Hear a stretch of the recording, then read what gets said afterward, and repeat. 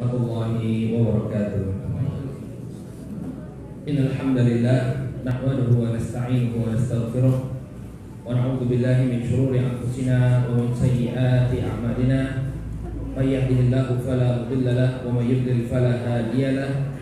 Asyhadu an la ilaha illallah wahdahu la syarika lahu wa asyhadu anna Muhammadan 'abduhu wa rasuluh sallallahu alaihi wa ala alihi wa sahbihi wa man ittaba'a hudahu ila yaumiddin, amma ba'd. Bapak dan Ibu, para aba wal ummahat rahimani wa rahimakumullah. Alhamdulillah, puji dan syukur kita panjatkan kepada Allah Subhanahu wa taala atas segala nikmat yang telah Allah Subhanahu wa taala anugerahkan kepada kita semua, sehingga di pagi yang cerah ini kita bisa berkumpul di Masjid JIH yang kita cintai dan kita banggakan ini untuk menghadiri kajian seputar bagaimana mendidik anak-anak kita dari perspektif Islam. Ada pun tema yang insya Allah kita bawakan pada pagi hari ini, yaitu tentang apa yang menjadi standar keberhasilan dalam pendidikan Islam. Bapak dan Ibu yang dimuliakan Allah, masih banyak di antara para bapak dan para ibu, orang tua yang menilai keberhasilan pendidikan anak-anaknya hanya semata-mata dari nilai-nilai yang sifatnya akademis. Dilihat dari berapa nilai matematikanya, berapa bahasa Inggrisnya, berapa biologinya, kimianya, fisikanya, dan seterusnya. Nilai-nilai akademis inilah yang seakan-akan menjadi tolak ukur berhasil atau tidaknya proses pendidikan terhadap anak-anak mereka. Oleh karena itulah para orang tua berduyun-duyun memasukkan anaknya ke bimbingan-bimbingan belajar. Karena tujuannya tadi untuk mendongkrak nilai, bagaimana agar nilai-nilai ini tinggi. Ya, tentunya banyak pengaruhnya. Dia bisa masuk ke kampus-kampus yang bonafit atau sekedar untuk melihat bahwa dia memiliki prestasi dalam bidang akademis dan berbagai motivasi lainnya, yang intinya bahwa inilah yang paling atau yang sering dijadikan standar keberhasilan pendidikan oleh banyak orang tua. Nah, Bapak dan Ibu yang dimuliakan Allah, sebenarnya di dalam agama kita, kalau kita melihat bagaimana Nabi alaihi salatu wasallam mendidik kaum muslimin, maka kita akan dapat sesungguhnya keberhasilan dari pendidikan itu sama sekali tidak berkaitan dengan nilai-nilai akademis tadi. Mari kita simak apa saja sih yang sebenarnya menjadi standar keberhasilan dalam proses pendidikan. Kalau kita lihat bagaimana Nabi alaihissalam mendidik para sahabat, kita akan dapatkan bahwa keberhasilan pendidikan itu dilihat dari 4 perkara. Yang pertama, akidah. Dari sisi akidah, orang yang berhasil pendidikannya, dia memiliki akidah yang benar. Kemudian yang kedua, dari sisi ibadah, ibadahnya juga benar sesuai dengan tuntunan Nabi alaihissalam. Kemudian yang ketiga dari sisi akhlak, yang keempat dari sisi adab. Ini adalah 4 faktor utama yang menjadi standar keberhasilan dalam proses pendidikan. Mari kita bahas, Bapak dan Ibu yang dimuliakan Allah, keempat perkara ini. Jadi saya harapkan nanti di akhir kajian ada feedback dari Bapak dan Ibu untuk kita mendiskusikan materi yang kita bawakan pagi ini. Yang pertama adalah masalah akidah. Kalau kita melihat Nabi alaihi salatu wasallam selama beliau 13 tahun berdakwah di Makkah, maka perkara yang beliau dakwahkan itu tidak banyak. Beliau fokus pada membina akidah, menanamkan prinsip tauhid kepada manusia ketika itu. Apabila seseorang memperhatikan ayat-ayat Al-Quran yang turun di Makkah dan Madinah, maka saya akan didapatkan perbedaan yang signifikan, perbedaan yang cukup jauh antara ayat-ayat Makkiyah dengan ayat-ayat Madaniyah. Ayat-ayat Makkiyah yang turun 13 tahun selama Nabi alaihissalam berada di kota Makkah, kebanyakannya berbicara tentang masalah akidah. Kebanyakannya berbicara tentang masalah tauhid, tentang bagaimana balasan Allah di hari kiamat, bagaimana ditimbangnya amalan-amalan manusia pada yaumul mizan, dan yang semisalnya. Sangat sedikit ayat-ayat yang berbicara tentang syariat, seperti tentang puasa, sholat, zakat, perincian, warisan, dan yang semisalnya. Kebanyakannya turun di kota Madinah. Nah, ini menunjukkan kepada kita bahwa akidah ini menjadi prioritas yang paling utama yang diajarkan oleh Nabi Shallallahu Alaihi Wasallam. Kenapa? Karena memang kita diciptakan oleh Allah Subhanahu Wa Taala untuk mentauhidkan Allah, untuk beribadah kepada Allah Subhanahu Wa Taala dan tidak menyekutukannya dengan sesuatu apapun. Allah Subhanahu Wa Taala berfirman dalam Al-Quran tentang apa yang menjadi tujuan penciptaan manusia. Kata Allah Subhanahu Wa Taala, "Wa ma khalaqtul jinna wal insa illa liya'budun." Dan tidaklah aku ciptakan jin dan manusia melainkan untuk beribadah kepadaku. Jadi ini tujuan penciptaan kita, sehingga seseorang harus benar-benar mengetahui permasalahan at-tauhid. Demikian juga Luqman. Ya, Luqman Al-Hakim yang dikisahkan oleh Allah Subhanahu Wa Taala tentang dialognya dengan anaknya dalam surat Luqman. Ya, Luqman ini adalah seorang yang dianugerahi oleh Allah Subhanahu Wa Taala hikmah. Beliau berasal dari Nuba, yang di daerah yang sekarang berada di sekitar Sudan. Allah berikan hikmah kepada Luqman. Allah menceritakan dialog yang terjadi antara Luqman dengan putranya. Maka perkara pertama yang diwasiatkan oleh Luqman Al-Hakim kepada putranya, "Ya bunayya la tusyrik billah, inna syirka la dzulmun adzim." Wahai anakku, janganlah engkau menyekutukan Allah, karena sesungguhnya syirik itu merupakan dosa yang teramat besar. Lihat, perkara pertama yang diwasiatkan oleh Luqman kepada anaknya adalah masalah apa? Masalah tauhid. Sehingga masalah tauhid, masalah akidah ini hendaknya menjadi prioritas, ya. Para pendidik, baik itu para orang tua maupun para pendidik di sekolah. Sehingga standar keberhasilan pendidikan itu yang pertama adalah anak-anak memiliki tauhid yang benar, tauhid yang pokok, yang menghujam dengan kuat.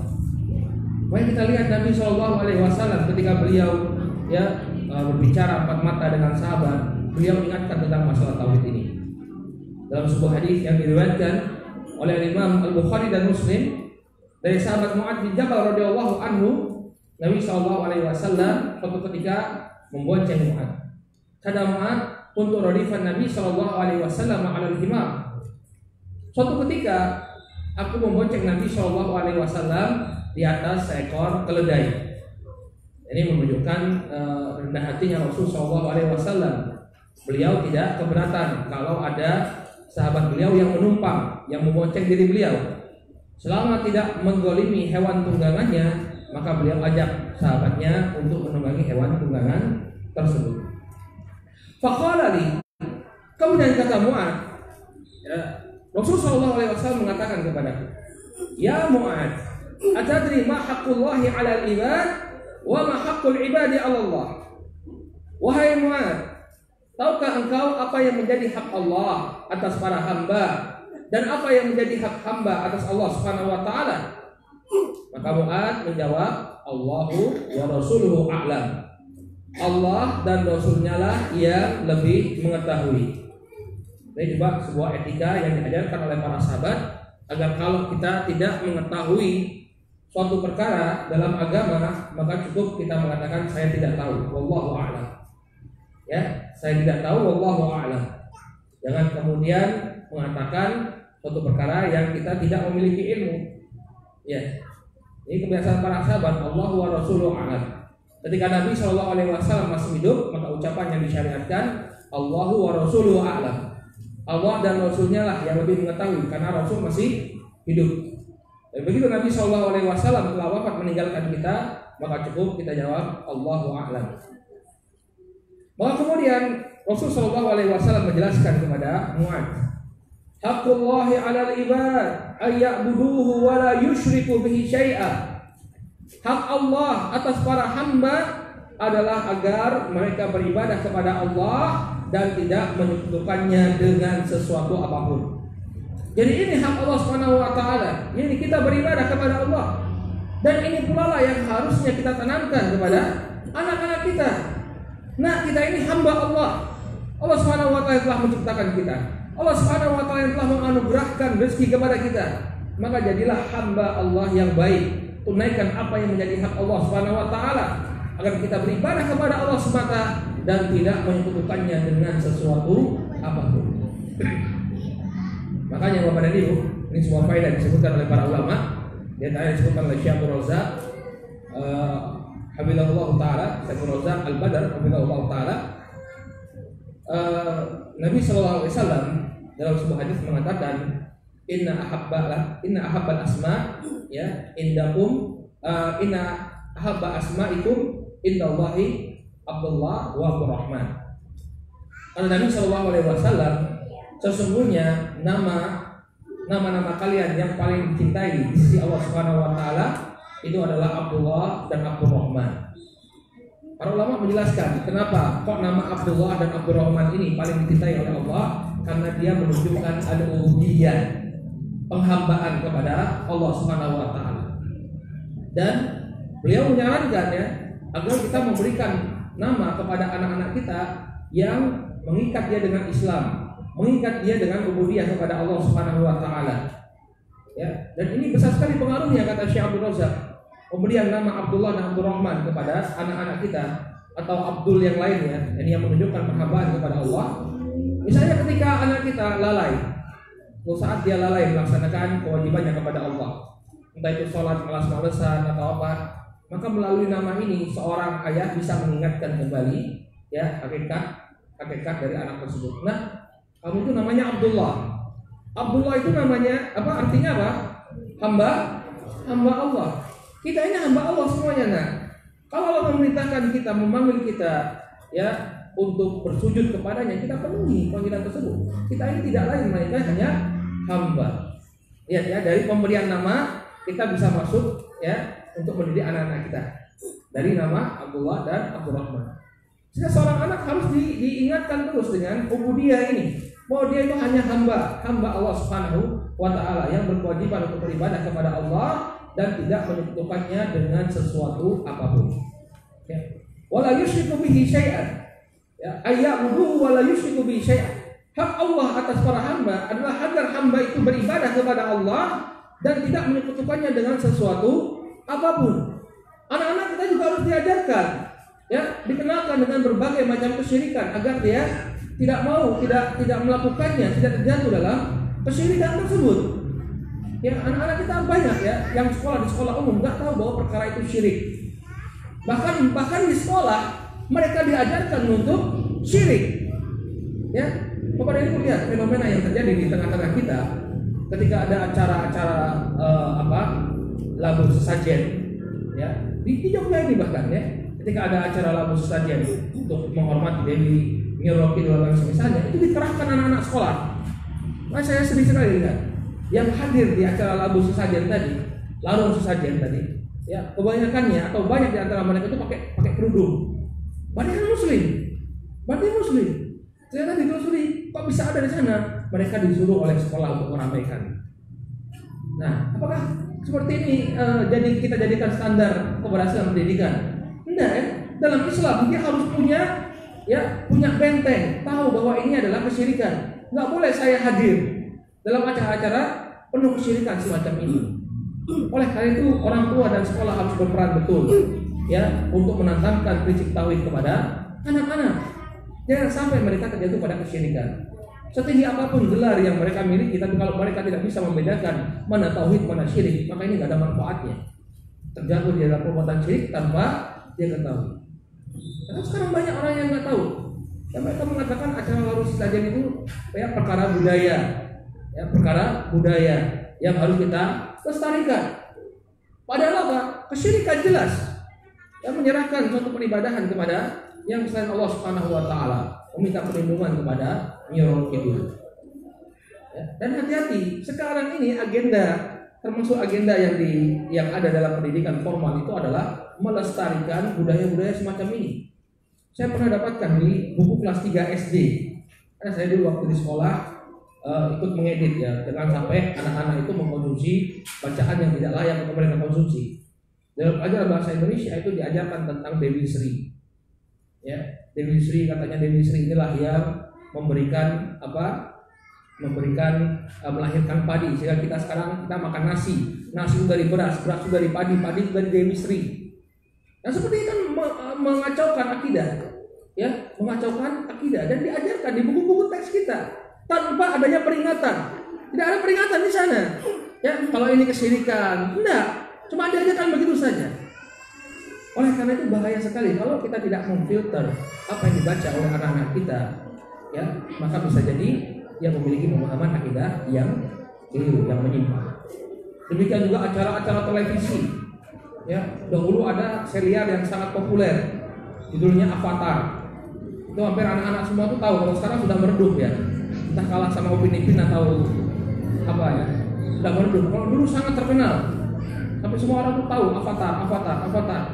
Ya, padahal di sana diajarkan kesyirikan. Ada sebagian orang yang memiliki kemampuan untuk mengendalikan alam semesta. Ada yang bisa mengendalikan air, ada yang bisa mengendalikan tanah, ada yang bisa mengendalikan angin. Ini semua kesyirikan. Tidak ada yang mengendalikan itu semua kecuali siapa? Allah Subhanahu wa Ta'ala. Ya. Oleh karena itu Bapak dan Ibu yang dimuliakan oleh Allah, jangan remehkan masalah akidah. Inilah standar keberhasilan yang paling penting. Anak-anak kita keluar dari lembaga pendidikan, dia punya akidah yang benar, tidak terkotori dengan berbagai macam khurafat, ya, tidak terkotori dengan berbagai macam kesyirikan yang sekarang ini tersebar di tengah-tengah kita. Demikian juga anak-anak hendaknya diajar untuk memiliki rasa takut kepada Allah, bahwa dia merasa diawasi terus oleh Allah Subhanahu wa Ta'ala. Ini juga yang ditanamkan oleh Nabi alaihi salatu wasallam kepada anak-anak.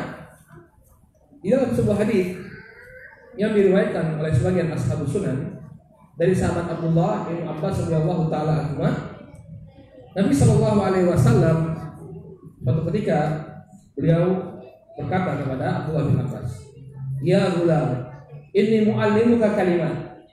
Ihfadillaha yahfadka. Ihfadillaha tajidhu tujah." Wahai anak, aku akan ajarkan kepada engkau beberapa kalimat. Jagalah Allah, maka niscaya Allah akan menjagamu.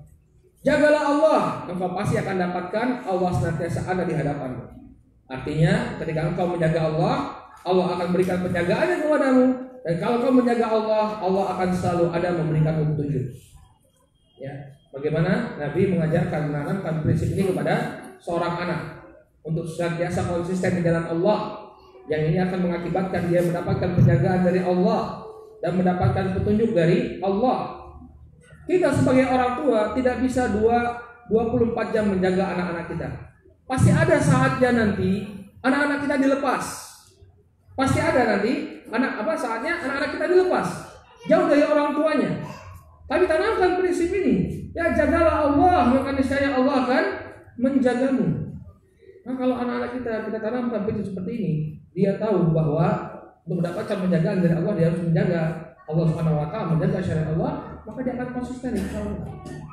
Jarang sekali orang tua menanamkan prinsip-prinsip semacam ini kepada anak-anaknya. Ya, berdua, ya, berbicara empat mata dengan anaknya, sampaikan prinsip ini. Ya, Nabi pernah mengatakan kepada kita, jagalah Allah, maka niscaya Allah akan menjagamu. Kemudian apa? Kata Nabi SAW, idza sa'alta fas'alillah, wa idza sta'anta fasta'in billah. Kalau engkau minta kepada Allah Subhanahu wa Ta'ala. Apabila engkau minta pertolongan kepada Allah Subhanahu wa Ta'ala. Anak-anak itu diajari tawakal kepada Allah, bersandar diri hanya kepada Allah Subhanahu wa Ta'ala. Tidak ada kemudaratan yang akan menimpa dia kecuali atas izin Allah. Tidak ada kebaikan yang akan dia dapatkan kecuali atas izin Allah. Ini yang harusnya kita tekankan kepada anak-anak kita. Ya, kalau pendidikan modern kan anak-anak diajari apa? Percaya diri. Ya, kamu yakin bisa, kamu pasti bisa. Jarang sekali diajarkan untuk bertawakal kepada Allah. Nah, insya Allah kamu bisa tawakal sama Allah. Sandarkan dirimu kepada Allah. Usahakan yang terbaik, kemudian sandarkan dirimu kepada Allah Subhanahu wa Ta'ala. Jarang sekali. Tapi apa? Kamu bisa, ayo kamu bisa. Sehingga dia ujub, menganggap bahwa keberhasilan yang dia dapati itu karena usaha keras dia, karena usaha keras saya. Nggak boleh seperti itu ya. Seorang muslim itu dia harus tahu bahwa dia mendapatkan kebaikan atau keselamatan dari kemudaratan itu karena Allah Subhanahu wa taala. Makanya setelah itu Nabi SAW mengatakan kepada Abdullah bin Abbas, "Fa'lam anna ummata law ijtama'at ala an yanfa'uka lam yanfa'uka illa bi syai'in qad katabahu Allah." Nah, ketahuilah kalau seluruh umat ini mereka berkumpul untuk memberikan manfaat kepada dirimu, maka mereka tidak akan bisa memberikan manfaat kepada dirimu kecuali dengan apa yang telah Allah Subhanahu wa taala tetapkan, dengan apa yang Allah takdirkan. Jadi jangan kemudian mengatakan bahwa ini hasil kerja keras saya. Enggak. Semuanya itu kembali kepada Allah Subhanahu wa taala. Kemudian wa anna ummata law ijtama'at ala ayyadurru lam yadurruka illa bi syai'in qad katabahu Allah lak. Sebaliknya, kalau manusia ini semuanya berkumpul untuk menimpakan kemudaratan kepada dirimu, maka mereka tidak akan bisa menimpakan kemudaratan kecuali dengan apa yang telah ditetapkan oleh Allah Subhanahu wa taala. Nah, jadi dia berani. Dia jadi orang yang pemberani. Dia berani berkata, mengatakan kebenaran itu kebenaran, berani mengatakan yang batil itu batil. Gak takut sama manusia. Kenapa? Karena dia yakin bahwa semuanya tergantung dengan kehendak Allah. Gak ada satupun orang yang bisa memberikan saya mudarat kecuali dengan seizin Allah Subhanahu wa taala. Maka yang saya lakukan hanya apa yang saya ridhoi, apa yang diridhoi oleh Allah. Gak takut dia. Gak takut dengan manusia. Ya. Rufiatil aqlam wa jafatis suhuf. Pena-pena takdir telah diangkat dan lembaran-lembaran yang telah mengering, kata Rasulullah sallallahu alaihi wasallam. Nah, inilah Bapak dan Ibu yang hendaknya kita tekankan kepada anak-anak kita. Ya, terutama ketika mereka masih kecil ya. Justru ketika mereka masih kecil ini, ketika mereka masih polos. Ya, belum kemasukan apa-apa, masih polos. Nah, inilah orang tua, terutama ayah, itu harus membangun kedekatan yang betul dengan anak. Dan selain dia meluangkan waktunya bersama anak untuk refreshing, untuk berlibur ke tempat-tempat, mengunjungi tempat-tempat, ya usahakan banyak waktu diluangkan juga untuk menanamkan pesan-pesan moral semacam ini, pesan-pesan akidah semacam ini. Anak-anak itu dia akan merekam apa yang disampaikan oleh bapaknya. Ya, yang suatu saat ini luar biasa pengaruhnya. Ketika dia dewasa, Bapak dan Ibu, kalau dia ingat dengan apa yang disampaikan oleh bapaknya, kebaikan yang disampaikan oleh bapaknya, maka ini bisa menyelamatkan dia dari berbagai kemungkaran. Ada satu kisah ya yang disebutkan oleh para ulama tentang Nabi Yusuf alaihissalam. Nabi Yusuf alaihissalam dikisahkan dalam surat Yusuf, qad hammat bihi wa hamma biha laula an ra'a burhana rabbih.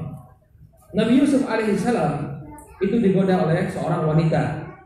Wanitanya bukan sembarangan, dia adalah istri pembesar Mesir. Ketika digoda, dikatakan oleh Allah Subhanahu wa taala, qad hammat bihi wa hamma biha. Wanita tadi sangat berhasrat kepada Yusuf dan Yusuf pun sangat berhasrat kepada.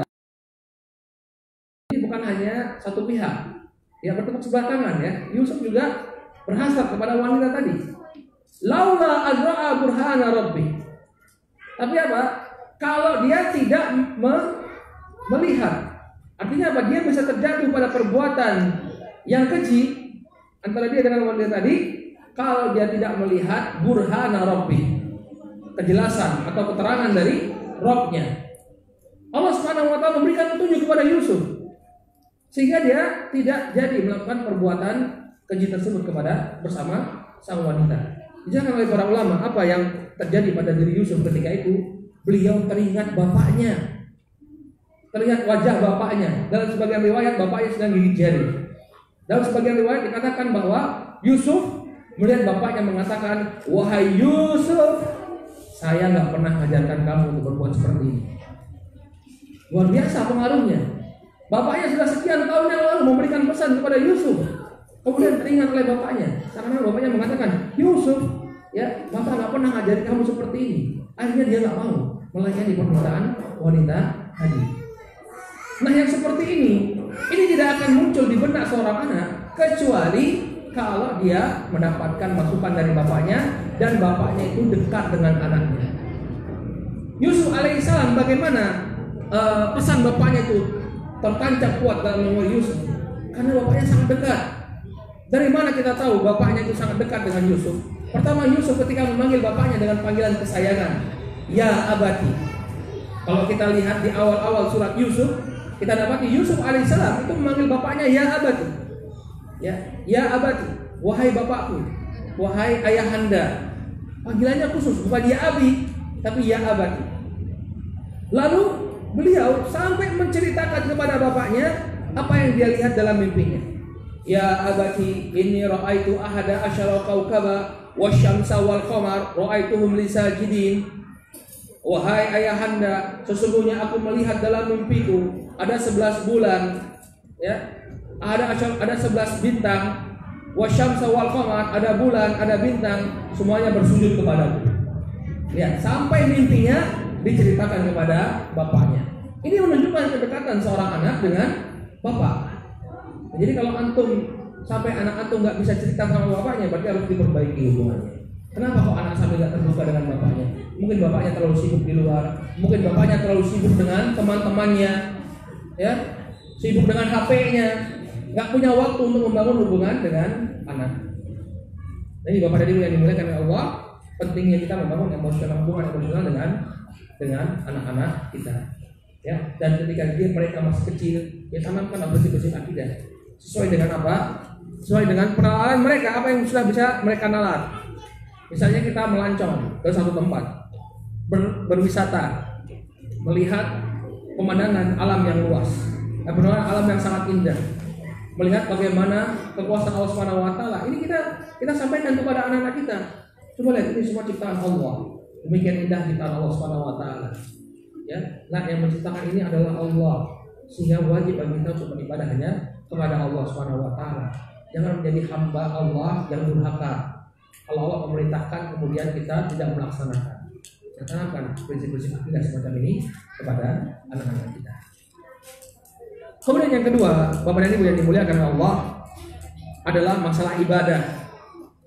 Salah satu keberhasilan dalam pendidikan ini ketika anak-anak kita, ya, dia memiliki kesadaran untuk beribadah kepada Allah dan beribadahnya pun sesuai dengan tuntunan Rasulullah SAW.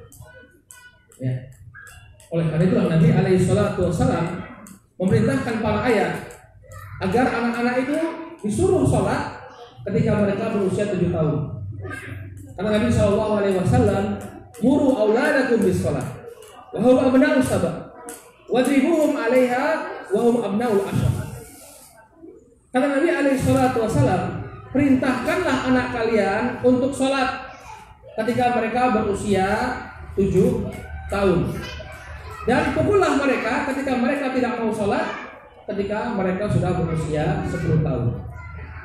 Ini menunjukkan bahwa orang tua wajib untuk membiasakan anak-anaknya untuk melakukan ibadah. Ya, ketika mereka sudah mampu untuk melakukan ibadah, mereka dilatih. Ya. Demikian juga ketika puasa. Yang kita dapati dari para sahabat, ketika kewajiban untuk berpuasa itu diturunkan kepada mereka, maka para sahabat bukan hanya mereka saja yang berpuasa, tapi juga mereka mengajak anak-anaknya untuk berpuasa.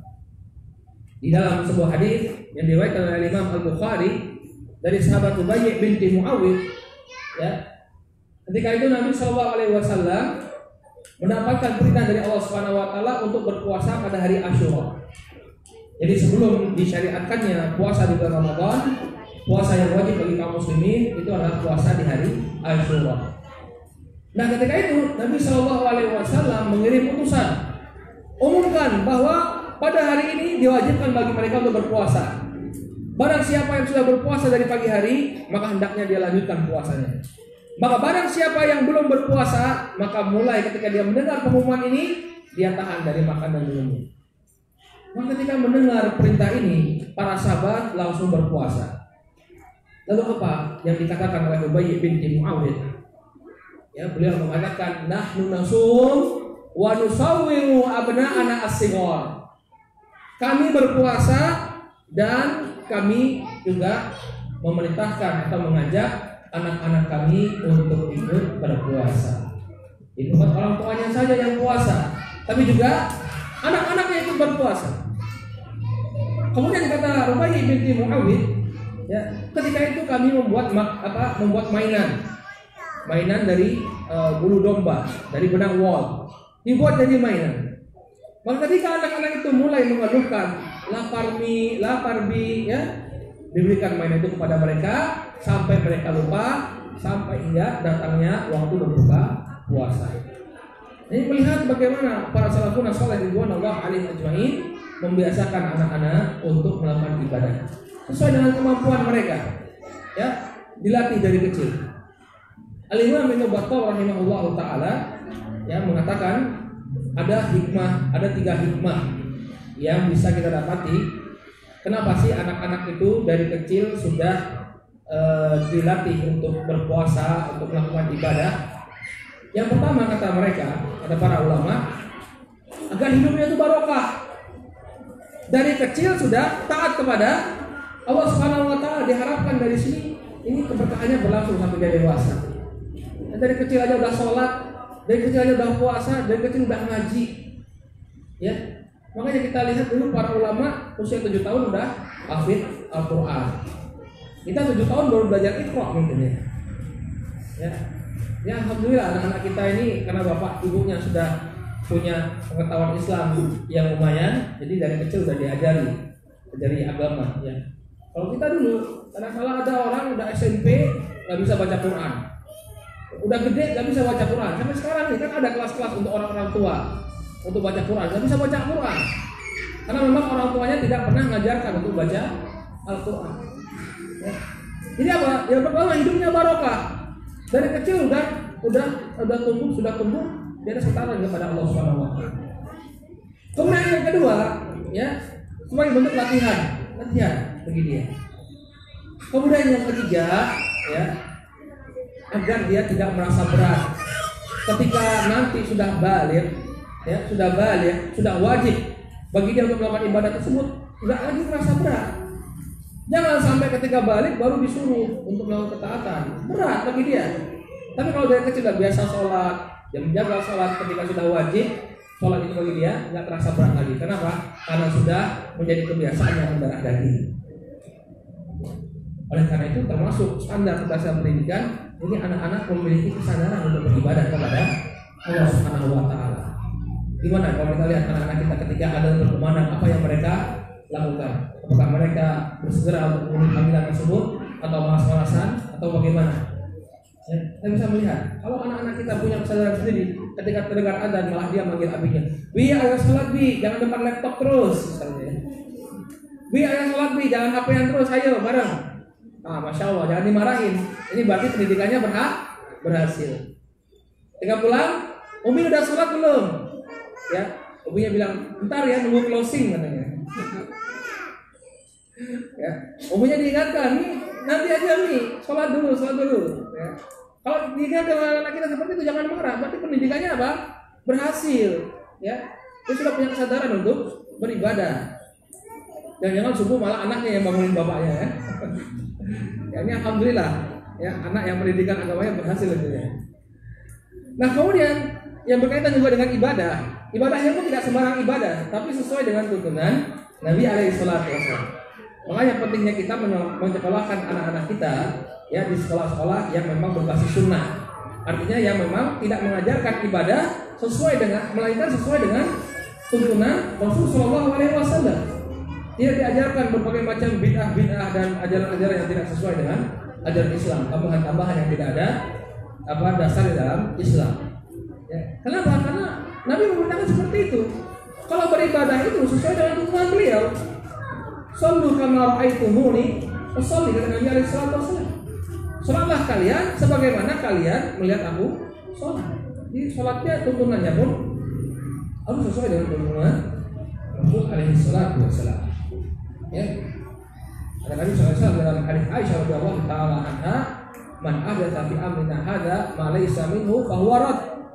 Ya, barang siapa yang mengadakan perkara baru dalam agama ini yang tidak ada perintahnya dari kami, maka perkara tersebut tertolak.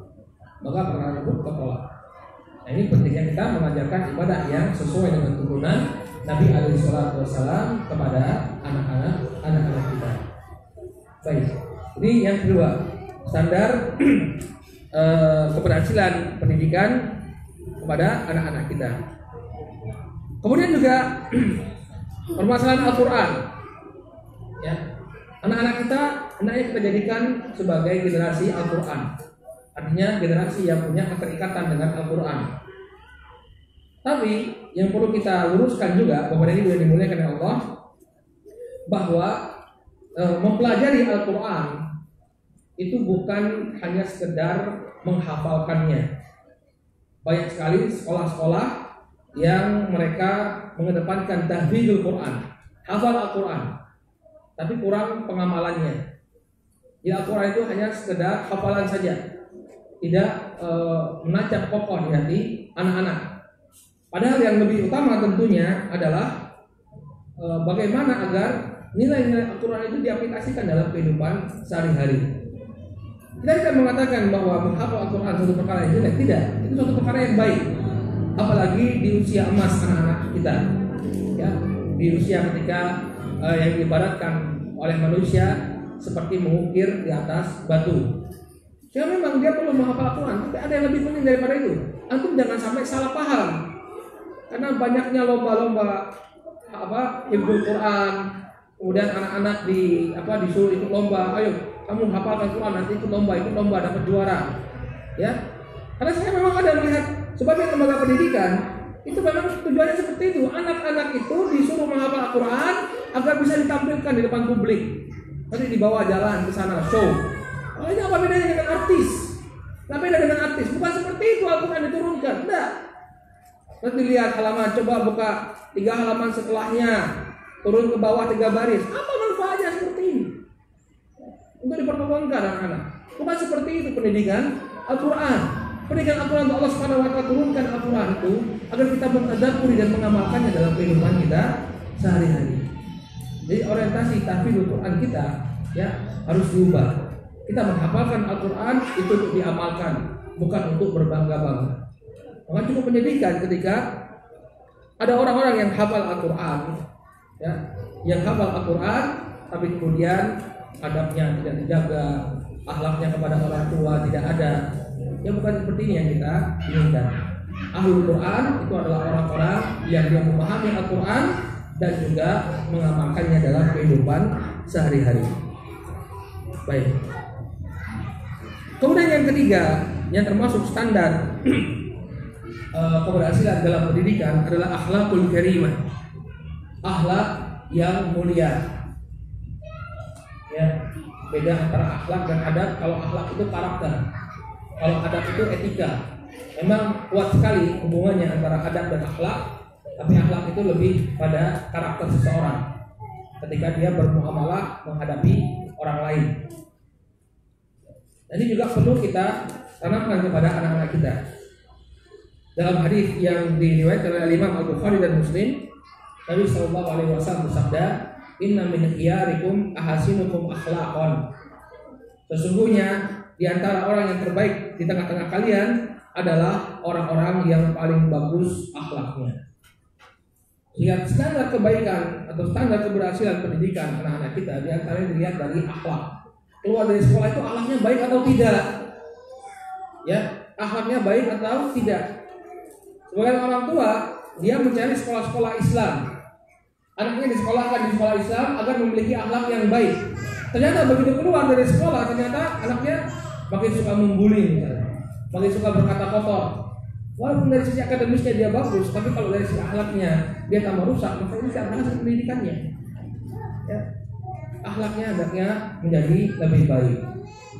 Nah, apa standar yang bisa kita pakai atau parameter yang bisa kita pakai kalau seseorang itu memiliki akhlak yang baik?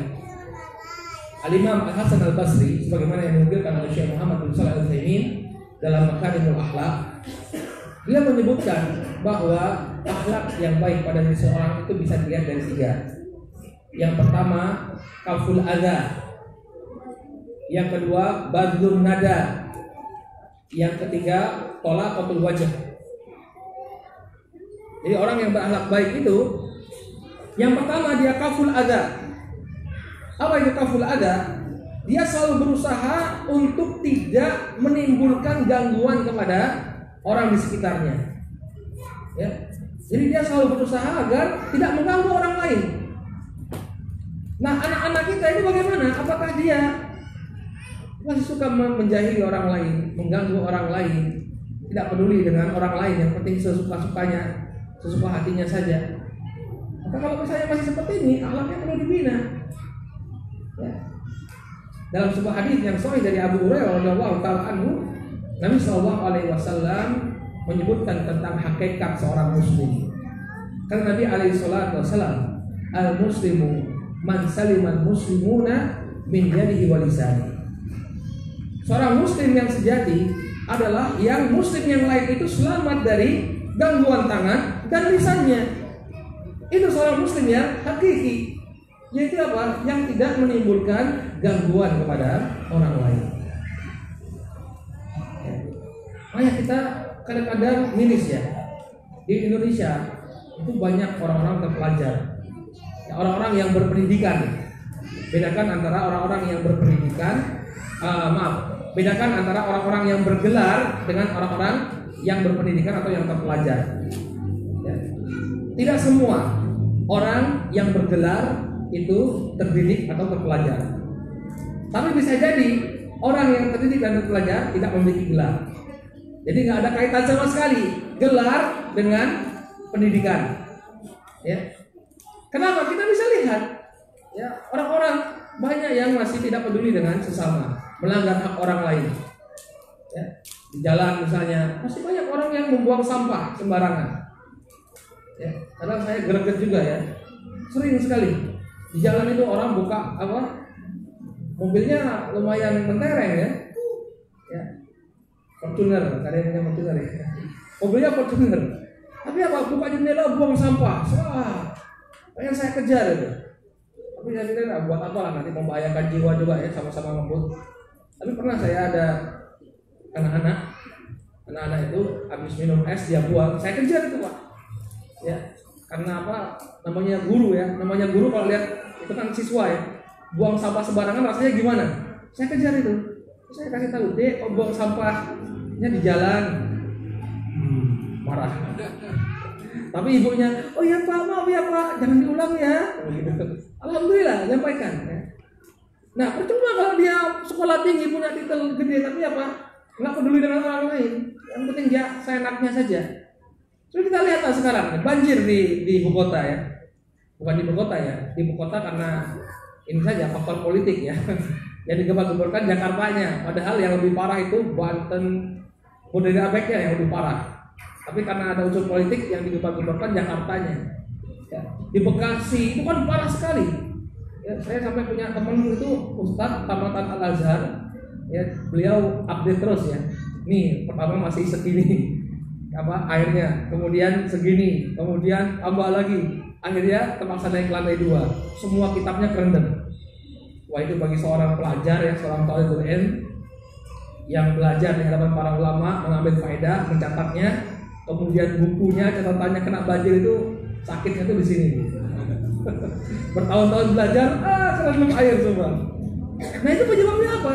Banyak salah satu sebabnya. Memang banyaklah faktornya. Salah sebabnya itu banyak saluran-saluran yang tersumbat. Apa akibat tersumbat? Banyak yang buang sampah sembarangan. Dia nggak peduli, karena dia nggak punya tempat buang sampah, sembarangan aja. Sekarang kita dapat tidak sungai-sungai di Jogja ini juga banyak yang orang membuang sampah sembarangan. Sampai di sebagian kampung, ya ditulis itu ya, barang siapa yang buang sembarangan nanti didoakan biar mati ya. Di Tajam itu, di perempatan Tajam itu ya, kalau bapak lewat Tajam itu, di jembatan itu sampai ditulis seperti itu, mudah-mudahan mati atau apa atau kejelekan. Ya, didenda 5 juta. Ada yang sebagian tempat didenda 5 miliar. Gimana bayarnya 5 miliar ya? Nah, itu apa? Menunjukkan bahwa banyak orang yang tidak terdidik, yang nggak peduli dengan orang lain, ya, membuang sampah sembarangan.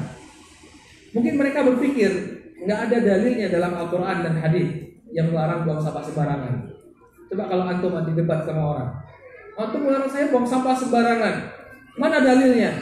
Nggak boleh buang sampah sembarangan. Bisa nggak memberikan dalil? Kan kita kan hidup di komunitas yang selalu bertanya, mana dalilnya Ustaz? Jadi saya juga pernah itu kejadian di Yaman, ada orang buang sampah di mobil, itu bersama Syekh. Karena yang menegur nih Syekh tanya, dalilnya apa sih katanya? Nggak boleh buang sampah di jalan. Dalilnya hadis riwayat Bukhari Muslim dari Abu Hurairah. Kata Nabi SAW, al-imanu bid'un wa sittuna syu'bah, ala la ilaha illallah wa adnaha imatatul adha anit thariq. Ya. Kata Nabi SAW, iman itu ada 60 sekian cabang. Yang paling tingginya adalah la ilaha illallah, yang paling rendahnya adalah menyingkirkan gangguan dari jalan. Berarti ente imannya sangat rendah. Karena iman rendah itu apa? Menyingkirkan gangguan dari jalan. Nah, ente buang sampah di jalan, buang sampah di tempat umum, berarti imannya sangat rendah.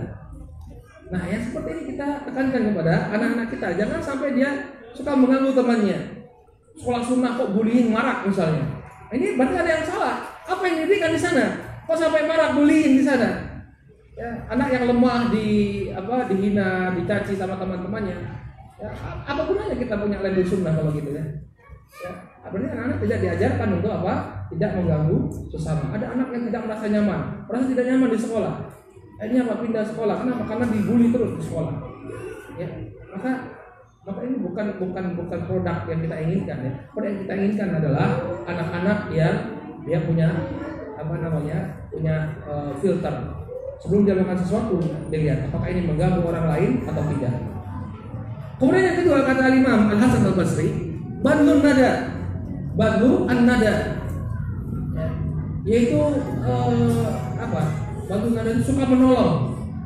Jadi kalau dia melihat ada orang yang kesulitan, dengan semangat dia memberikan pertolongan. Tidak nunggu diperintah.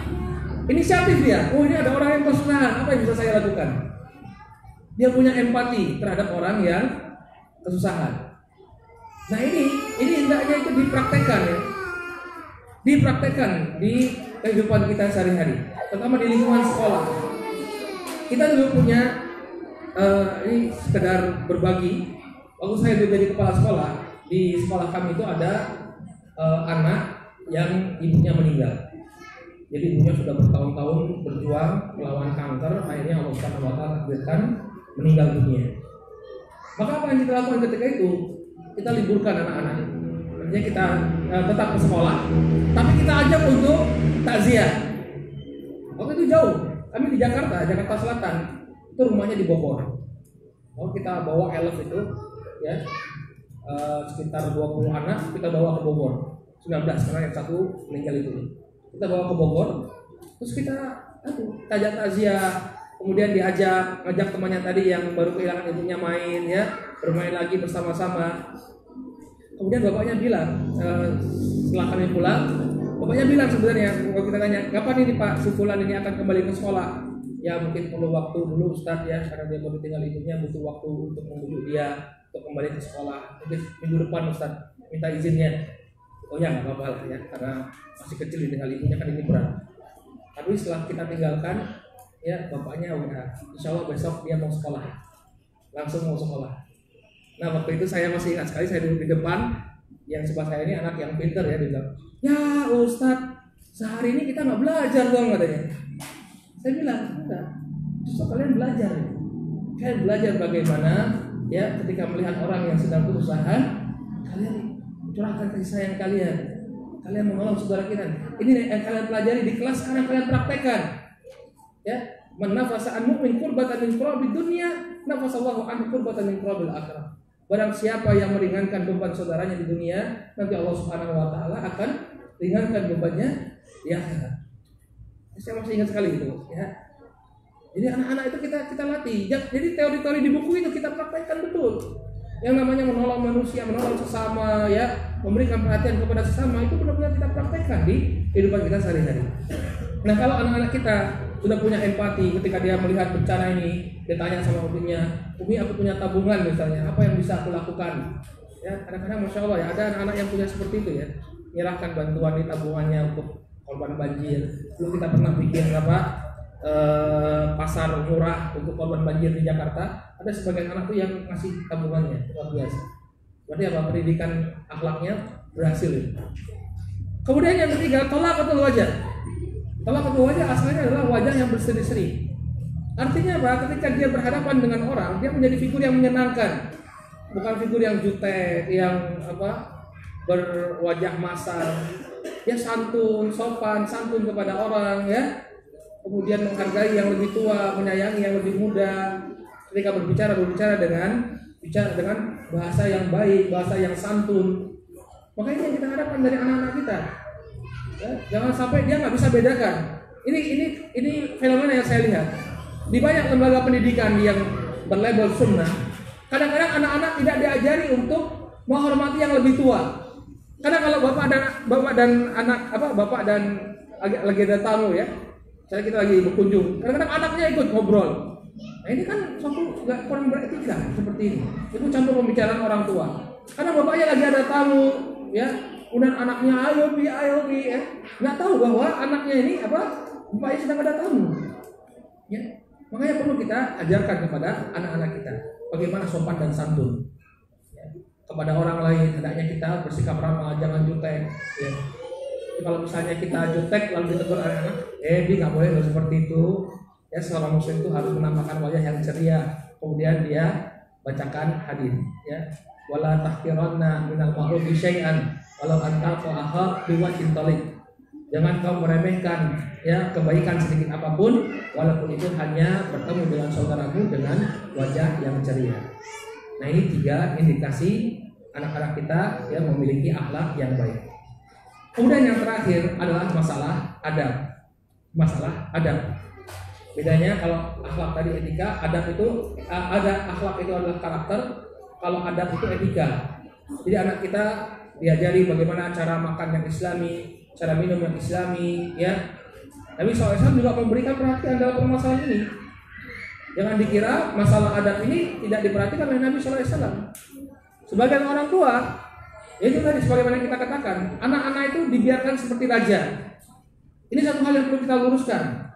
Karena beberapa waktu yang lalu muncul di grup-grup WA, nggak tahu dari mana asalnya, rujukan akademisnya mana, rujukan syar'inya pun mana, dikatakan bahwa anak-anak itu hendaknya kita perlakukan seperti raja, jangan dilarang. Ini sebagai orang tua, anaknya mau kemana-mana dibiarkan begitu saja. Ini keliru, ya. Anak-anak kita harus kita ajarkan etika. Pernah nggak dengar curhatan di Facebook itu, yang ada orang bertamu pas lebaran, bapaknya sibuk ngobrol, ibunya sibuk HP, anaknya ngabisin 1 toples makanan. Kastengel lagi, ya. Kejunya keju edam, ya. Mahal, ibu-ibu tahu itu mungkin, ya. Jadi tetangganya bilang, yang dikunjungi masih ada kue yang lain loh. Maksudnya jangan dihabisin, itu kue bikinnya mahal itu, ya. Tapi ya karena dia suka itu, makan. Kayak di rumah sendiri. Terus ibunya bilang apa? Dia tuh biasa kok, di rumah juga begitu. Iya, di rumah, ini di rumah orang. Terkadang ada anak-anak itu masuk ke rumah orang, apa yang pertama kali dia lakukan? Cari kulkas. Dibuka kulkas ya, pada rumah orang tuh. Lihat di kulkasnya ada apa. Kalau ada Yakult, ambil Yakultnya, minum Yakult. Ya Allah. Kadang-kadang masuk kamar, ya. Nah, ini anak-anak yang tidak beretika. Dan orang tuanya mengatakan biasa anak-anak. Enggak biasa. Ente nggak bisa didik anak berarti. Nggak biasa. Anak-anak harus punya etika. Ya. Nabi SAW itu nggak membiarkan anak-anak melakukan perkara-perkara yang kurang etikanya. Di dalam sebuah hadis, ya, hadisnya sahih dari sahabat Umar bin Abi Salamah, bukan Umar bin Khattab, ya. Umar bin Abi Salamah ini anak tirinya Nabi SAW. Jadi ketika Nabi SAW sedang makan bersama dia, Umar ini tangannya celamitan bersama-sama, ya, nggak beretika. Maka Nabi SAW tidak kemudian membiarkan, mengatakan ya udah anak-anak, enggak. Nabi SAW mengatakan ya gulam sambillah wa kul biyaminik wa kul mimma yalik. Wahai anak, ya kalau makan itu baca bismillah dulu, kemudian wa kul biyaminik, makan dengan tangan kananmu. Kemudian wakul mimma yalik, makan apa yang ada di dekatmu terlebih dahulu. Jadi itu anak-anak tadi. Kalau misalnya mereka, kadang kan anak-anak lengah, ya. Memang mungkin sudah kita ajarkan di rumah, tapi kadang-kadang lengah. Itu jangan dibiarkan. Pegang, kemudian kasih tahu, nah, jangan seperti itu, ya. Kita di rumah orang ini bukan rumahmu, ya. Nah, kita ini sekarang sedang di masjid, jangan teriak-teriak di masjid. Ada orang yang sholat, soalnya kita di masjid ya ini juga keliruan ya, karena ingin menanamkan kecintaan kepada masjid kepada anak-anak yang belum siap sebenarnya dibawa ke masjid, dibawa ke masjid. Akhirnya ketika sholat jalan ke sana kemari. Ya, saya sering lihat kawan-kawan yang punya kacamata, yang berkacamata itu biasanya khawatir. Kalau ada yang lagi di masjid, ya aduh kacamataku. Ya, kan ada tuh anak-anak kan kemana lihat dia lari aja. Ya, dan saya juga pernah kesal juga ketika memimpin sholat di masjid yang besar gitu ya, masjid yang besar, jamaahnya lumayan ya. Ketika baru mulai ada anak-anak datang, dimatiin sama dia mic-nya. Ini suara kadang-kadang. Ya. Nah seperti ini anak-anak ini jangan kita bawa ke masjid kalau misalnya dia belum punya etika. Kita ajarkan etika terlebih dahulu. Kita ajarkan etika terlebih dahulu kepada mereka. Nah sekarang kita lihat ini 3 perkara ini ada nggak pada anak-anak kita? Kalau misalnya dia sudah punya kesadaran untuk tidak mengganggu orang lain, kemudian punya empati untuk menolong orang lain, mudah dia memberikan bantuan kepada sesama, kemudian juga selalu menampakkan wajah yang ceria kepada saudaranya, maka insya Allah ini tidak benar pendidikannya. Itulah yang kita harapkan dari pendidikan anak-anak kita. Ya, demikian juga ketika dia makan, sudah bisa makan dengan tangan kanan, kemudian ketika dia masuk WC tahu apa adab-adabnya, ya ketika sebelum tidur dia tahu apa yang harus dia baca, maka ini termasuk standar keberhasilan pendidikan anak-anak kita. Ya. Jadi kalau baca doa tidur itu ya, baca doa tidur, diajarin yang benar, baca doa sebelum tidur itu ya. Bismillahirrahmanirrahim, amut wa ahya. Ada saya dengar ceramah Ustaz itu ada anak ketika disuruh baca doa sebelum tidur, yang dibacanya doa yang ditempel oleh bapaknya di dekat ranjang. Jadi bapaknya punya doa tuh ditempel.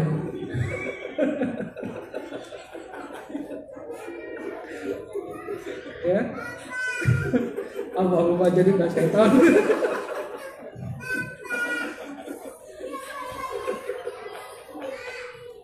Ya, ini diajarin yang benar doanya. Kadang nggak bisa muncul itu ya.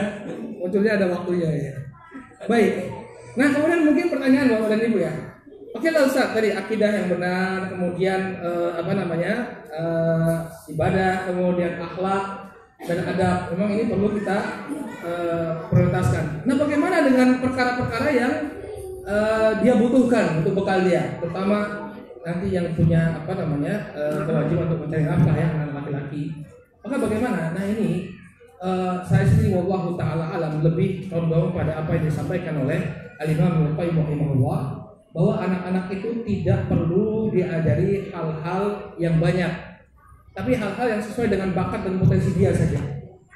Kesalahan pendidikan kita, pendidikan general ya, semua itu diajarkan kepada anak kita. Terkadang ada yang hal-hal yang tidak dia sukai diajarkan juga, hal-hal yang kurang ada manfaatnya bagi dia diajarkan juga. Ya, misalnya seorang dia punya potensi sebagai seorang penulis misalnya, dia punya bakat penulis dari kecil itu kemampuan komunikasinya bagus. Kemudian di usia yang masih kecil, dia sudah bisa bikin cerita. Maka anak seperti ini nggak perlu diajari hal-hal yang tidak berhubungan dengan bakat dia, dengan potensinya. Bisa diajari masalah kimia, kecuali dia punya bakat yang lain ya. Punya bakat kan kadang-kadang anak itu punya berbagai bakat. Ya, multiple intelligence, dia punya beberapa kecerdasan gitu ya. Nggak jadi masalah. Tapi kalau dia nggak suka, jangan dipaksa. Terkadang orang tua dia ingin mendapat anak itu punya prestise di tengah masyarakat. Kamu harus masuk kedokteran, kamu harus masuk teknik, kamu harus masuk fakultas hukum dan jadi pengacara misalnya. Ya, jangan seperti itu. Tapi lihat bakat anaknya apa. Ya, Al-Imam Ibnu Qayyim rahimahullah ini sebenarnya sudah berbicara ya sebelum Gartner itu, ada Howard Gardner itu yang punya teori multiple intelligence, berbicara tentang berbagai bakat yang ada pada diri manusia. Sebenarnya Al-Imam Ibnu Qayyim rahimahullah itu sudah berbicara tentang masalah bakat dan potensi pada diri anak. Beliau mengatakan dalam Tuhfatul Mawlud, ya, wa mimma yanbaghi ay ya'tamida hal as-sabi wa ma huwa musta'idun lahu min al-a'mal, ya, wa muhayyi'un lahu minha, fa yu'lam annahu makhluqun lahu fala yahmiluhu ala ghairihi fala yuhmaluhu ala ghairihi maka ma'dzunan fi syar'an. Kata Imam Ibnu Qayyim rahimahullah, perkara yang sudah patut untuk diperhatikan oleh para orang tua adalah tentang keadaan si anak, potensi apa yang dia miliki, bakat terpendam apa yang ada pada anak tersebut. Maka hendaknya orang tua mempelajari bahwa untuk inilah anaknya itu diciptakan oleh Allah Subhanahu wa taala. Dengan bakat inilah Allah Subhanahu wa taala menciptakan dirinya. Maka kemudian kata Al-Imam Ibnu Qayyim, janganlah orang tua itu memalingkan anak dari bakatnya selama itu diperbolehkan oleh syariat. Tetap ada koridor syariatnya ya. Jangan nanti anak saya berbakat musik ya. Anak saya berbakat dance ya. Enggak, tetap ada koridor syariat. Ya, karena kecerdasan itu macam-macam. Ada kecerdasan akademis memang ya. Ada kecerdasan linguistik, dari sisi bahasanya dia memang jago, menonjol. Ada yang akademis yang sifatnya matematis. Ada kecerdasan naturalis. Naturalis itu apa? Naturalis itu misalnya dia suka cocok tanam, suka kemudian beternak. Ini kan potensi juga. Orang bisa survive loh dengan beternak ya. Orang bisa survive dengan apa? Dengan menjual tanam-tanaman. Yang jangan kira itu bukan potensi ekonomi, itu potensi ekonomi. Ada yang dia punya keterampilan fisik, misalnya dia jago memanah atau jago bela diri. Jangan dikira ini nggak bermanfaat bagi anak. Saya punya dulu instruktur waktu saya jadi kepala sekolah. Instruktur bela diri itu bapak dan ibu tahu gajinya berapa? Ya, dia dulu kerja di McD, jadi pelayan di McD. Padahal dia punya apa? Punya kemampuan bela diri. Dia sudah ban hitam, dan udah lumayan dia. Kemudian ketemu Ikhwan, kamu ikut aja ikut melatih di sini. Nanti saya kenalkan ke sekolah-sekolah sebelah. Akhirnya apa? Dia melatih di sana di sini. Itu gajinya 15 juta sebulan. Ya, kerjanya cuma gini kan, melatih anak-anak. Ayo kendal. Nah, kayak gini aja. Kendal. Salam sarak udah selesai. Sekarang pukul, udah. 15 juta gaji ya sebulan. Tentu jauh lebih besar daripada gaji dia ketika menjadi pelayan di UMR. Sehingga Pak, kalau dia misalnya belajar sedikit manajemen, dia bisa buka dojo, dia bisa buka pelatih, dia bisa punya kru. Ya, jadi jangan meremehkan potensi-potensi yang semacam ini. Nah, ini yang perlu kita perhatikan kepada anak-anak. Jangan sampai anak-anak itu waktunya sia-sia. Saya sekarang itu pikir, saya dulu belajar reaksi kimia. Saya nggak suka kimia sebenarnya. CH3COH itu kan ngapal rumus-rumusnya pusing sekali ya. Paling nggak suka saya menghafal. Ya, sampai dulu berjuang keras betul kimia. Tapi kimia cuma dapat 7 kalau nggak salah. Ya, kalau yang lain lumayan lah ya. Yang dapat 7. Nah, ini kerja keras. Untuk apa waktu kita terbuang hanya untuk perkara yang sekarang sama sekali tidak bermanfaat bagi saya. Bagi saya ya, bagi orang yang memang dia speknya di kimia ya mungkin bermanfaat. Bagi saya apa? Ya, saya tahu bakat itu setelah ada teman yang menunjukkan satu page. Ini bagus kita juga lihat ya potensi kita juga sebenarnya mungkin nggak tahu potensi kita. Ada suatu situs di internet itu mypersonality.info dulu. Sekarang udah ganti halamannya mypersonality.info. Di sana dia akan memberikan berbagai tes. Ya sebenarnya potensi kita itu apa? Nanti dia kasih pertanyaan, kalau Anda di sini apa yang Anda lakukan, kalau Anda melihat ini apa yang Anda kerjakan, dia kasih opsi. Nah, kemudian dia analisa. Nah, ketika itu saya baru tahu bahwa bakat saya itu sebenarnya adalah seorang guru. Jadi guru. Jadi di sana dilihat bahwa Anda ini cocoknya jadi guru. Ya, jadi guru atau motivational speaker. Nah, kalau misalnya saya belajar yang fokus itu saja, mungkin akan lebih hebat potensinya. Nah, anak-anak kita juga seperti itu. Kita lihat dia bakatnya apa. Kita bisa lihat bakat anak itu dari apa? Dari apa yang dia sukai. Pertama dari apa yang dia sukai. Kemudian dari apa yang dia sukai itu bisa melahirkan hal-hal yang extraordinary, yang di luar kebiasaan. Misalnya umur 4 tahun udah bisa bikin puisi misalnya. Ya, puisinya gombal lagi. Bapaknya yang ngajarin deh. Jadi dia udah bisa bikin puisi. Berarti apa? Ini anak punya potensi linguistik. Atau misalnya ketika dia kecil dia suka cocok tanam, misalnya dia kan biasa pakai cabah itu ya, biji kacang hijau, dia bisa tanam, dia ikuti, lihat lagi misalnya dilihatin di YouTube, belajar dia amati, dia bisa lakukan, tumbuh ya, berarti dia punya bakat di sana, dan dia bisa melakukan pasal itu bisa, kemudian dia kreatif, ya, apa yang dia dapati teorinya, kemudian dia kembangkan, ini tanda-tanda dia memiliki bakat, atau mungkin bisa tanyalah kepada para psikolog bagaimana untuk mengecek bakat anak-anak kita. Saya punya kasus ya, ada anak kelas 2 SD kalau nggak salah ya, umur 8 tahun. Dia itu di kelas tuh mampet lah, istilahnya gurunya udah sebel sekali. Karena apa yang diajarkan tuh nggak nyambung terus.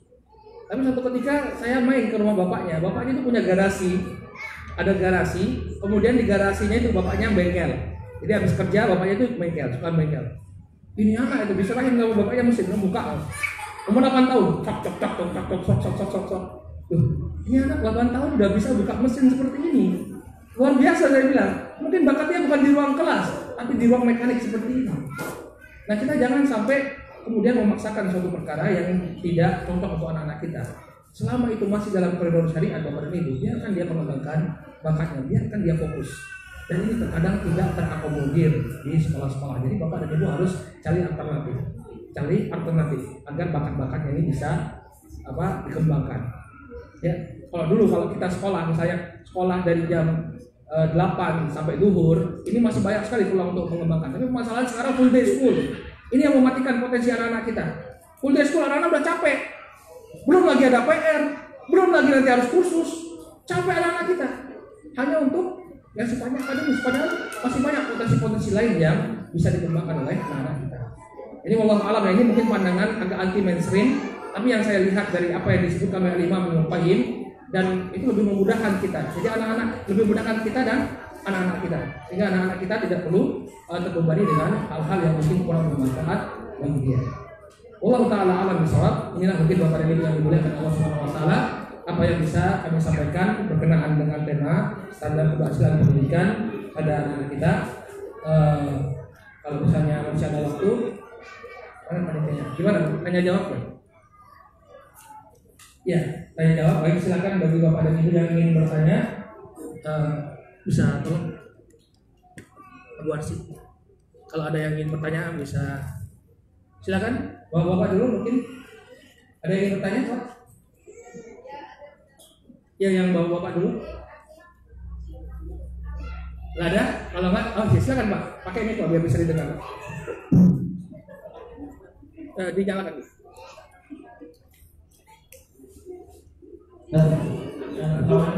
Waalaikumsalam warahmatullahi wabarakatuh. Karena bukan apa yang kita terapkan untuk anak kalau yang langkah tanpa atau mungkin standar ada. Baik, artinya masalah hukuman. Oh ya, bisa bilang masalah hukuman.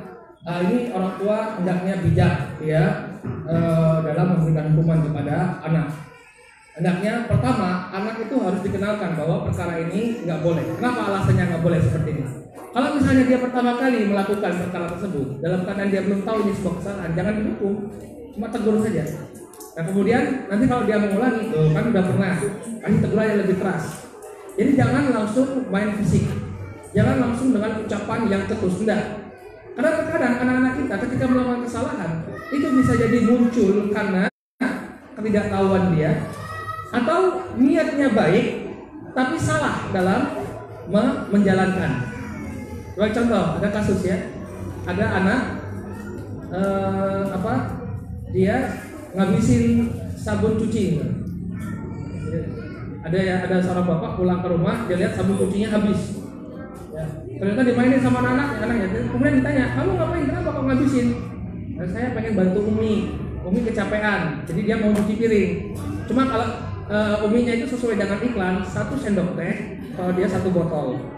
Seperti ini jangan dimarahin, tapi kita semangati ya, lain kali sedikit aja. Ya. Nah kalau kita melihat bagaimana Nabi Shallallahu Alaihi Wasallam memberikan hukuman atau memberikan teguran ya, beliau menegur sahabat itu sesuai dengan keadaan. Misalnya dalam kasusnya Fadl bin Abbas, dalam sebuah hadis disebutkan Fadl bin Abbas ketika mengikuti Nabi Shallallahu Alaihi Wasallam di Hajatul Wada, ada seorang wanita yang sangat cantik sehingga Fadl bin Abbas tuh melihat terus. Maka Nabi SAW nggak ngomong, nggak apa, cuma gini aja, ya salah, ya gini, ya. Dipalingkan pandangannya, jangan melihat yang tidak boleh. Cukup dengan apa? Dengan ini saja. Tapi terkadang kalau kesalahannya berat, Nabi agak keras berbicara. Ketika kalau saya tidak salah Abu Dzar Al-Ghifari sampai keluar ucapan tidak pantas kepada Bilal, rekan budak putra budak wanita. Nabi marah sekali, pukulannya keras, tapi dengan mulut. Nah terkadang bisa dengan pukulan. Kapan? Kalau masalah itu sangat genting. Contohnya masalah sholat. Sholat itu rukun Islam. Ya, makanya Nabi SAW mengatakan muru Allah dan sholat, wahum abna'u sabah, wadribuhum alaiha, wahum abna'u asyar. Nah pukul kalau dia nggak mau sholat ketika dia berusia 10 tahun. Tapi ingat, ini masalah sholat, masalah rukun Islam. Sebagian orang tua salah memaknai hadis ini. Oh ini boleh mukul, artinya setiap kesalahan boleh dipukul. Tidak. Kesalahannya itu sangat parah dan setelah melalui proses pembiasaan diperintahkan sholat 7 tahun, dipukulnya usia berapa? 10 tahun. Maka ini kadang-kadang yang antum perhatikan. Ingat, hukuman yang kita berikan itu adalah untuk kebaikan sang anak, bukan untuk melampiaskan emosi kita, bukan untuk membuat dia semakin jauh dari kebenaran, dari kebaikan. Tapi bagaimana agar dia dekat? Kalau misalnya nggak perlu dihukum, cukup dengan ucapan saja, ya usah dihukum. Hukuman yang terlalu berat ini membuat anak-anak jauh dari kita. Ya. Di Yaman itu, kawan-kawan dari Somalia, kan Yaman itu dari mana-mana. Kawan-kawan dari Somalia itu biasa memberikan hukuman anaknya dengan cambuk. Kabel itu Pak, kabelnya bukan kabel mic, kabel AC. Kabel AC. Saya itu sadis banget ya. Tapi seperti itu budaya mereka. Tapi efek buruk yang saya lihat, anak-anak itu jadi semakin sulit untuk diatur. Ketika diatur dengan mulut, nggak bisa dengar. Kenapa? Mulut apa sih? Cuma omongan. Nih loh kata dia. Bapak saya, akhirnya pengajar tuh harus pakai rotan, baru mereka diam. Ini kan jadi buruk. Kemudian ingat, anak-anak itu nggak selamanya kecil. Nanti dia akan dewasa. Kalau sudah dewasa jauh. Ketika lebaran tiba, sebagian orang kan ada seperti itu. Berapa tahun nggak kunjung pulang? Bukan Bang Toib aja yang nggak pulang ya. Ada yang nggak pulang deh. Kenapa? Karena trauma sama bapaknya. Bapak dulu waktu saya sukanya mukul, ringan tangan. Ngapain saya ketemu bapak? Ya, mending saya ketemu mertua. Ya, itu hukumannya masalah didik tadi. Berlebihan dalam memberikan hukuman. Jadi antum perhatikan betul kaidahnya. Ingat, Syekh Mustafa Al-Adawi dalam Fiqh Tarbiyatul Abna mengibaratkan ya hukuman itu seperti dokter yang menyuntik. Tentu disesuaikan dengan dosis. Disesuaikan dengan apa? Dosis. Ya, nggak mungkin kan kalau disuntik terus ya. Nggak, ada dosisnya. Sedikit saja. Kalau penyakitnya sedikit ya sedikit saja. Kalau misalnya ini tambah lagi dosisnya. Nah seperti itu kira-kira seseorang memberikan hukuman kepada anak. Ya, perlu dilihat dulu apa yang menjadi sebabnya dia melakukan, kemudian dilihat bentuk hukuman yang terbaik. Ya, bagaimana cara membimbing anak? Ini Bapak lihat, kalau kajian parenting pertanyaan itu paling banyak dari ibu. Padahal tanggung jawab nanti antum loh yang paling berat, bukan ibu-ibu ya. Anfusakum wa ahlikum naron itu ke bapak-bapak ya. Bagaimana cara membimbing anak usia 8 tahun SD yang mana kalau di rumah meminta sesuatu harus dituruti. Jika tidak anak tantrum dan berani memukul keluarga. Posisi kami di rumah tinggal bersama Mbah Bule. Ya, jangan biarkan dia tantrum. Biarkan dia tantrum, jangan dibiasakan seperti ini. Kalau dia tantrum kita kasih, nanti dia akan menjadikan tantrumnya tadi itu sebagai alasan sampai keinginannya diberikan. Jadi harus kita lawan. Ini seperti orang yang kalau dalam istilah narkoba itu sakau. Ya, harus diasingkan. Jadi kalau misalnya dia tantrum biarkan. Coba kita lihat, jangan sampai dia merusak. Misalnya dia merusak, taruh dia di tempat, dikurung di tempat yang dia tidak bisa merusak, misalnya di kamar nggak ada apa-apa, taruh di sana, biarkan dia nangis. Ya, kita ingin tunjukkan bahwa tantrum itu tidak akan membuat kamu mendapatkan apa yang kamu inginkan. Harus bersikap tegas. Nah permasalahannya, ini ibu tinggal di tempat di rumah bersama mbah dan bule. Nah ini besar sekali pengaruhnya ya. Makanya saya menyarankan kepada bapak dan ibu, sebisa mungkin itu tinggal di rumah sendiri. Jangan sama orang tua, jangan sama saudara, agar kita benar-benar bisa membentuk anak-anak kita sesuai dengan apa yang kita inginkan. Kalau sudah sama mbahnya, intervensi. Ada bolehnya intervensi. Ya, apa yang kita inginkan bisa nggak jadi. Misalnya nih masalah gadget. Saya kemarin ngisi di mana ya masalah gadget? Oh enggak, wawancara siswa. Kemarin ada penerimaan siswa baru ngomong sama bapak. Saya selalu tanya bagaimana kebijakan gadget di rumah. Kemudian sebagian orang tua bilang wah saya itu pusing ya Ustaz. Saya nggak ngasih gadget, tapi kalau simbahnya itu selalu ngasih ya. Itu kalau misalnya kita tinggal sama orang tua, makanya lebih baik ngontrak di rumah kecil walaupun sederhana, tapi kita independen. Kenapa? Karena intervensi dari orang tua itu besar sekali pengaruhnya. Ya. Maaf Ustaz, anak saya suka menggambar dan melukis. Sama anak saya juga ya. Terutama gambar orang. Nah, ini nggak boleh. Apakah harus dilarang? Ya kita sampaikan bahwa menggambar manusia ini dilarang dalam syariat kita. Menggambar makhluk hidup, makhluk bernyawa, baik itu manusia maupun hewan, tidak boleh. Silakan ada gambar yang lainnya atau mau gambar manusia silakan, tapi jangan diberikan mata. Ya, nggak usah dikasih mata, kasih kepalanya saja tanpa harus dikasih mata, hidung dan lain sebagainya. Ya demikian tidak mengapa insyaallah, karena dalam sebuah asar disebutkan as-suwarur ras. Gambar itu adalah kepala. Jadi kalau misalnya kepalanya tidak ditampakkan secara jelas, maka yang demikian tidak dianggap sebagai gambar yang terlarang.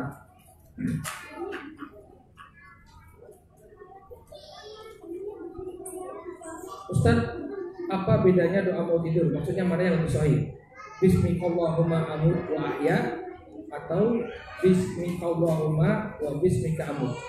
Wallahu alam, yang saya hafalkan Bismillahumma. Bingung saya ini. Nah, harus tidur dulu ini baru ingat. Bismillahumma amut wa ahya.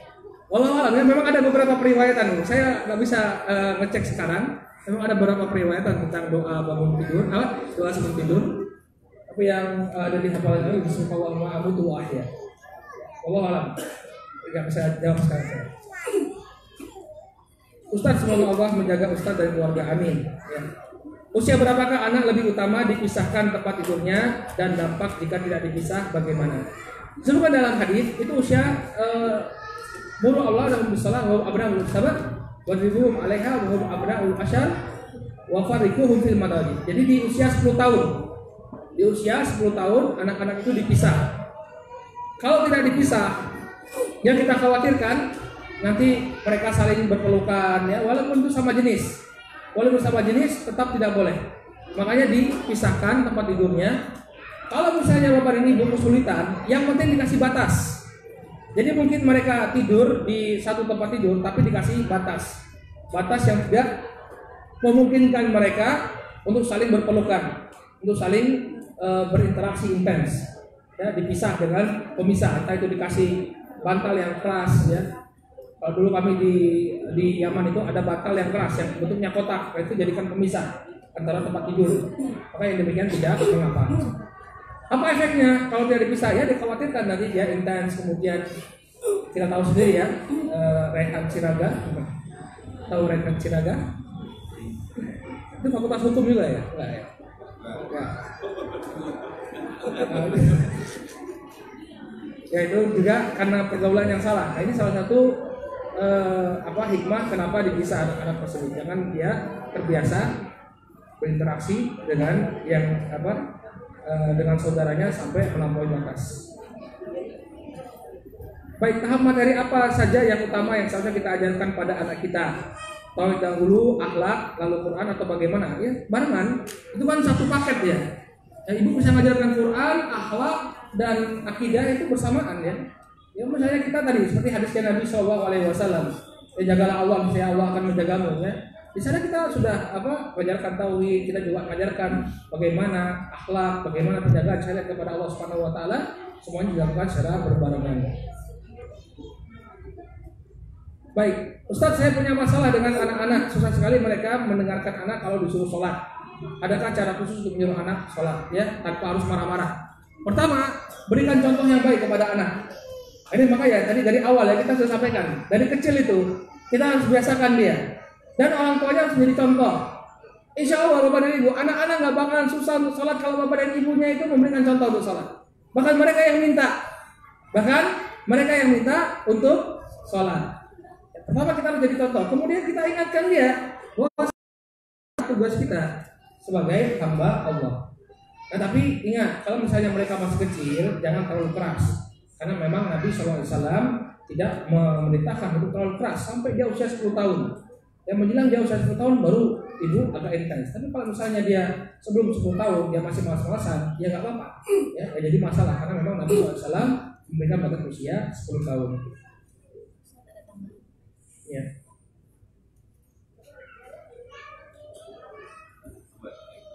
Iya, ini anak-anak. Ya, bagaimana dengan anak-anak memiliki anak-anak yang memiliki ADHD karena anak sulit untuk fokus, dan harapan orang tua ya anak ini memiliki kesempatan sekolah di sekolah sunnah, karena banyaknya beberapa kali anak-anak yang ADHD ya akhirnya sekolah yang tidak sesuai dengan sunnah. Memang kendala ya, karena kita kekurangan SDM betul.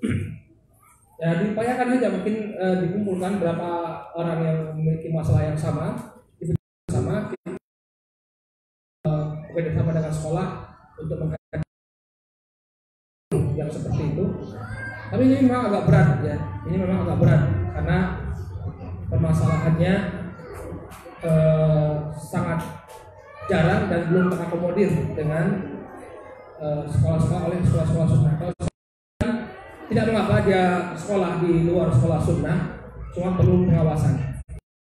Sekolah sunnah belum bisa terapis atau orang yang berkompeten untuk menangani anak seperti ini, tidak apa-apa dia sekolah di sekolah yang biasa, cuma awasi pendidikan yang diberikan oleh sekolah, dan di rumah diajarkan juga yang diberi kali bakalan pendidikan agama yang tidak didapatkan di sekolah. Mungkin itu solusi yang bisa didapatkan. Ustadz menggambar orang terlarang, bagaimana dengan emoticon? Nah, ayo yang sudah pakai emoticon. Alasan tertentu lebih baik ditinggalkan. Walaupun saya pernah baca nukilan dari Ustadz Abdul Tuasikal di situs Somaiso, beliau menukilkan dari Syekh Said Khaflan, ini anggota Hayat Kibarul Ulama, mengatakan bahwa emoticon itu tidak termasuk makhluk bernyawa, dia hanya logo, lambang. Ya saya kira ya. Pas zaman SMS, pas zaman SMS kan cuma titik tanda kurung gitu ya. Tapi kalau sekarang zaman WhatsApp sepertinya sudah berwujud betul ya. Jadi al-ahsan tarkuhu, lebih baik untuk ditinggalkan. Alam bisawab. Cukup ya? Pak Akbar nanya ya? Mau nanya? Hah? Oh iya ya. Kalau secara yang sering kita dengar, anak durhaka kepada orang tua. Anak durhaka kepada orang tua. Durhaka kepada orang tua.